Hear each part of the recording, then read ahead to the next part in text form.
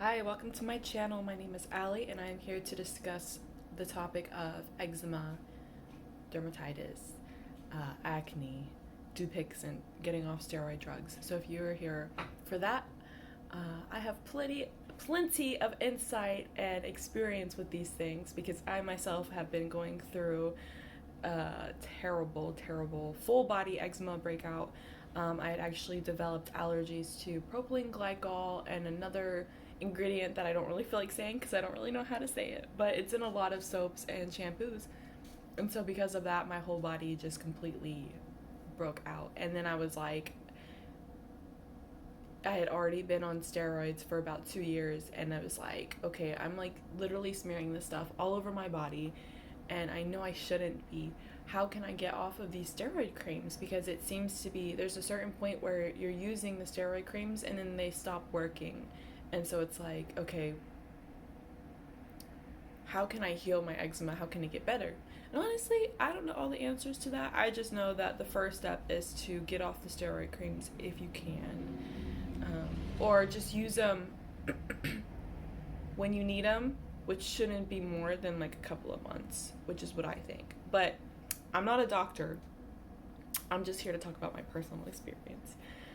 But anyways, so yes, I went to a naturalist, and this is all in my other videos of my journey, so this is just a quick recap. But I went to a naturalist, and he got me off the steroid cream and was putting me on all these like supplements and stuff like that, and like was like drink water, exercise, and stuff like that, which I think is true. But I also think that if your eczema is so far along and bad, you need help at this point. You shouldn't be going cold turkey off of steroid cream because, oh my gosh, my eczema has never been so bad in my life ever since when I stopped cold turkey. So I do not recommend that. And I was watching videos on here where they did that, and it's like, it's amazing that they survived because nobody should have to experience that pain and that like depression that comes with the topical steroid withdrawal. So don't do it. Go to your dermatologist, find a dermatologist that you trust, and see if there are any other options besides steroid cream. And then, yes, it'll probably be other medications, but if just don't do cold turkey, because trust me, it'll get so bad to the point where you feel like, is life even worth living anymore? Because it was so painful. I couldn't even lift my arms up. Like my armpits were so like cracked, and just it was. And every morning I'd wake up and my eyes would be like swollen shut. It just was not the way to go, let me tell you. But anyways, so there are other options out there, and one of those is if you're so far along, which is why I recommend going ahead and finding a dermatologist and committing with them so that they could see how bad your eczema is. Because once it gets to the point and like not giving up, sticking through, following up with the appointments and stuff like that. Because once they see how bad your eczema is, if it is that bad, if it's not getting better, if there's just some allergies, or if your skin is just not happy with the climate that you live in, they'll see that like, okay, steroid cream's not gonna work, all these other creams aren't gonna work, the I think antibiotics or something like that, I don't know, just all the things, trust me, I've tried them all. They're gonna be like, oh, okay, let's try out Dupixent. And Dupixent is a new thing. It's like a shot that you take, and I don't know all the details, you would have to do your own research, but basically it's kind of like the last resort at this point for people with eczema if the steroid cream isn't helping, or if nothing else is helping. And it's kind of a newer medication, but there have been really good reviews. So actually I'm here to discuss my experience with it so far, because I have actually been on Dupixent for about, well, I guess a month now. And it's interesting. It's very interesting because I haven't had to use steroid cream on my body, which has been incredible because I just got used to being like full body covered in eczema. So I would just kind of like put the steroid cream on the spots that were the worst. But at this point, I don't have to do it anymore. But I still have eczema. So, like, if you see, I'm sorry, this lighting is like terrible. But I have, like, I'm still having breakouts. So, if you, like, can see. Also, I have a new development of perioral dermatitis, which is when you get, like, eczema, acne around your mouth or whatever. It's actually not that bad right now, which is nice because but it's there, trust me. But I'll discuss that in a minute because I haven't had that before and I've only just developed it, and I'm really hoping the Dupixent helps with it. But anyways, so yeah, I mean, I still have eczema on my elbows, but it's definitely bearable, and I'm very like surprised because it's like it was like because I used to have eczema really bad on my belly and on my back, and it was like it's cleared up. And I used to have it really bad on like the back of my legs, and that's like it's like dry. It seems like my skin is just really dry now, but um I think it's helping. And so I'm really excited. And then also I do think I've had some of the dry eye, but not like severe. Just like I just take an ice cube and like put it on my eye, so it might just to make me feel more awake. But all the other side effects that I've heard about the Dupixent, they haven't happened yet. So like what I'm talking about is like people will get dry eyes. Um, I think that's like the number one thing.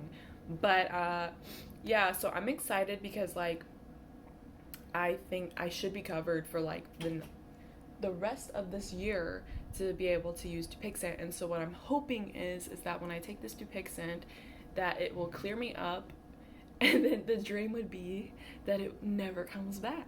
But knowing my skin, it's probably gonna come back. So I don't know what I'm gonna do when if my insurance doesn't cover it anymore, because it can only cover so much. But I think I just, with my whole experience with just it was getting so out of control because I stopped cold turkey from the topical steroid. I think that's why my eczema got really bad. So my hope is that it will come back to manageable again because it just got so out of control. But yeah, so one other thing I wanted to talk about is the perioral dermatitis, which is something that will happen if you, I think, if first of all, if you like get on birth control, ladies, or IUD,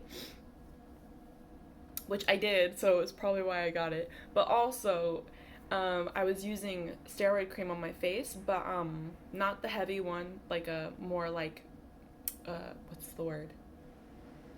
I don't want to say delicate, but not as concentrated steroid cream on my face, because you should not be using the hard stuff on your face. Do not do it. Don't do it. But I had been using that since like for like 2 years, been using steroid cream on my face because it was getting really bad around my eyes. And so what'll happen is sometimes if you use it too much, you get this like eczema acne rash around your mouth and your nose, and sometimes around your eyes. And it's because basically once you get to that point, don't use steroid cream anymore. Don't do it. And like even if you're a dermatologist, and you could do your Google research on this.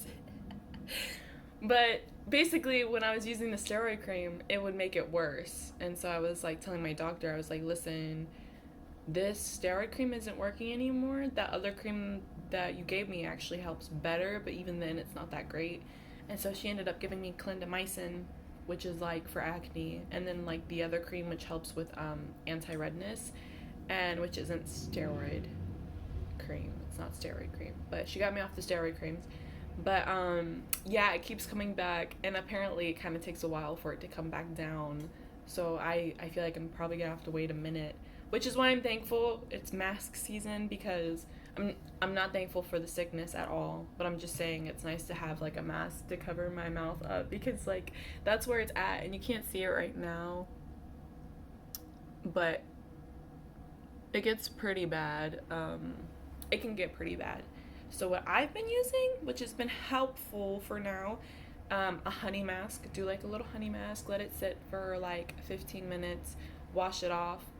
I mean, like, with just like nice water. Like, you don't really need soap to the max, you know. I think the key to what I'm learning is, like, for my comfort anyways, to make it feel better, is to not use too much soap. Don't really use makeup if you can.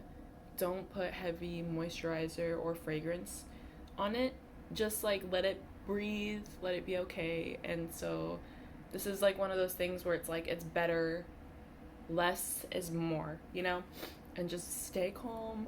It's gonna be okay if you guys are dealing with the perioral dermatitis, because I know it does suck and it's not a great look. But yeah, so I've just been doing like a little bit of shea butter, just a little bit, not even a lot, because even shea butter is heavy, but just like a little pat, rose water and honey. And so I'll keep you guys posted on that. I'll keep you posted on my my Dupixent. And so yeah, thank you for sticking around and listening. Everything I'm saying, I just want to clarify, I'm not a professional, I am not a doctor. I can only speak from my personal experience. But if you are interested in hearing more about my Dupixent journey or healing perioral dermatitis, let me know. Thank you for listening. Bye.